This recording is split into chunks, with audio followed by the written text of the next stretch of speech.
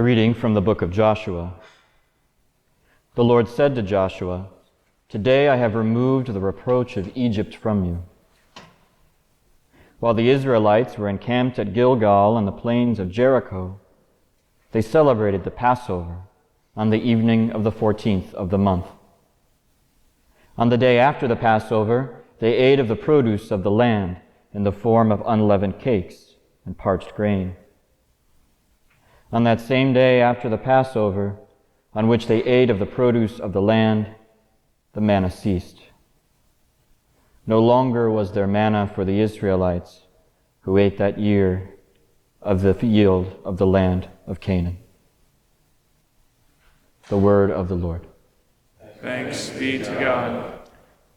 This is a very special celebration of evening prayer. It's good to have so many guests with us from Washington University, from the novitiate, from South Bend, and elsewhere. It's, as many of you know, many of the students here were the group that went to Puerto Rico on a mission trip last week. And as I reflect on that time together, it was such a blessed time. It was at each stage of that journey, as we were there for the week, God made sure that we had what we needed exactly in that moment. Whether it was when we were on the plane and things seemed to be going wrong with the airline and finally, in the end, everybody's able to get home, or the fact that there's a language barrier and so God gives us students whose native language is Spanish, or even when you walk into the building that had been hit by Hurricane Maria and not really been used since 4 years ago, and it looks like Jurassic Park, that we're given the tools that we need. We're given people who have the know-how to get the job done. Or when somebody puts the front wheels of the truck in a drainage ditch and somebody has to come and pull us out. It was throughout the week, it was little things like that got us from point to point and made sure that what we had been sent to do was able to be completed. We get a little bit, a glimpse of that in our reading from the book of Joshua, which is the first reading in this weekend's Sunday Masses. At this point in their story, we heard earlier this evening from the Office of Readings, the Israelites have been freed from slavery in Egypt. They've been given the law. They've been given what they need to build the tabernacle. They've been given the cloud by day and fire by night to get them where they need to go. When the scarab serpents came along, they were given what is a prefigurement of the cross, that they might be healed. And not least of all, when they were hungry and crying out for food, they were given manna from heaven. But at this point, something changed.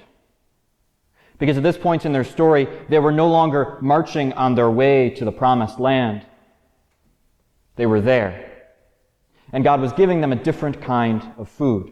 They were making a transition from one stage in their journey to another, and they were moving from perhaps a somewhat more naive stage in their journey, where their food would simply fall from the sky, to one in which they would have to work the land for themselves.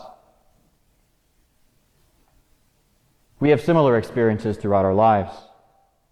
Especially, I think, those of us who are younger, we go through a lot of different life transitions. Maybe it's going from high school to starting life at college, or maybe it's going from those first years in college to later when you are expected to do different things, or moving on. Yes, college does end to the real world. Maybe it's that act of moving from the novitiate to the studium, from moving from the studium to a pastoral year, from moving from the studium to life and full-time ministry. What many of those stages have in common is similar to that of what the Israelites experienced. That no longer will things simply be made for you, no longer will things simply fall from the sky, but we are expected what? To contribute. As we grow in maturity, as we advance in our stages of life, more is demanded of us, not less.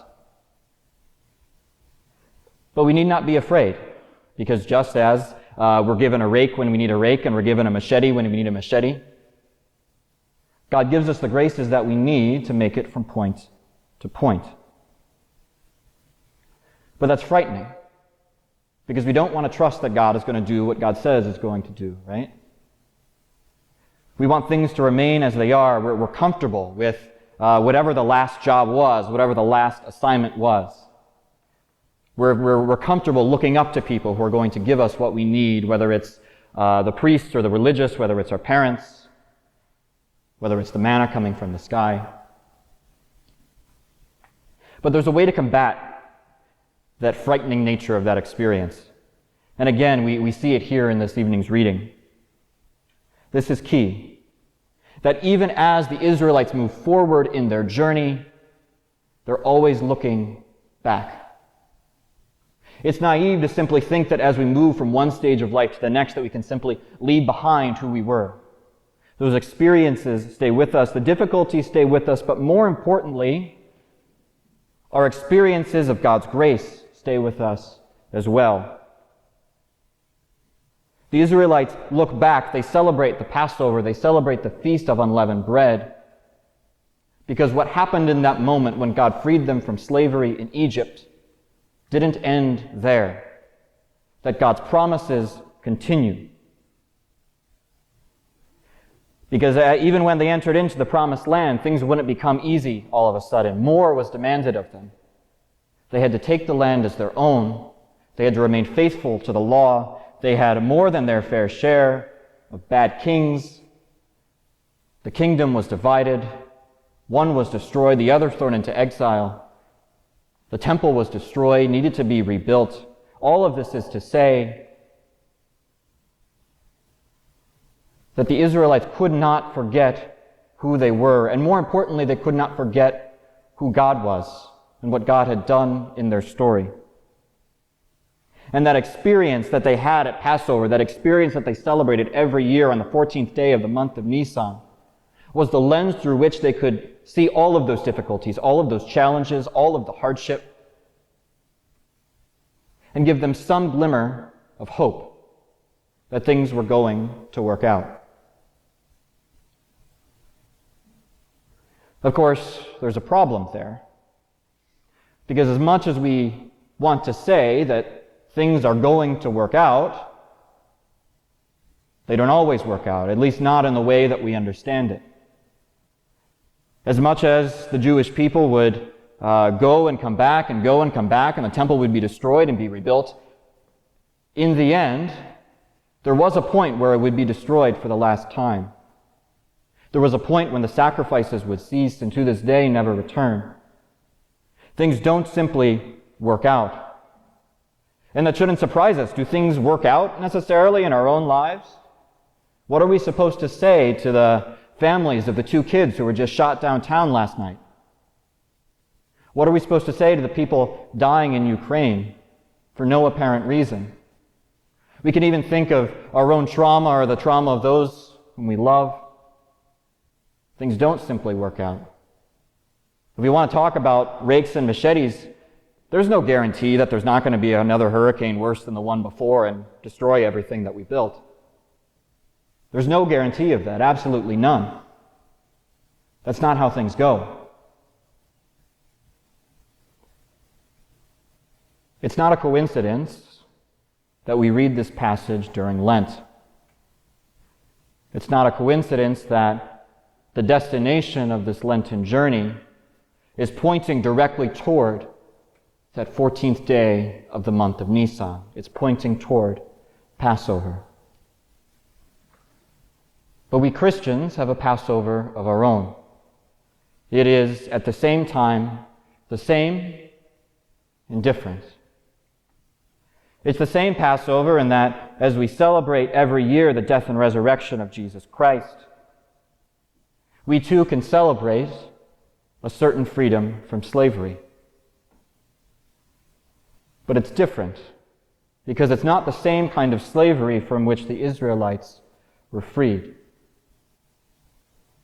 God doesn't promise us that we will be free, at least not in the sense of being physically free from a physical tyrant. What God promises us freedom from is what Christ himself experienced.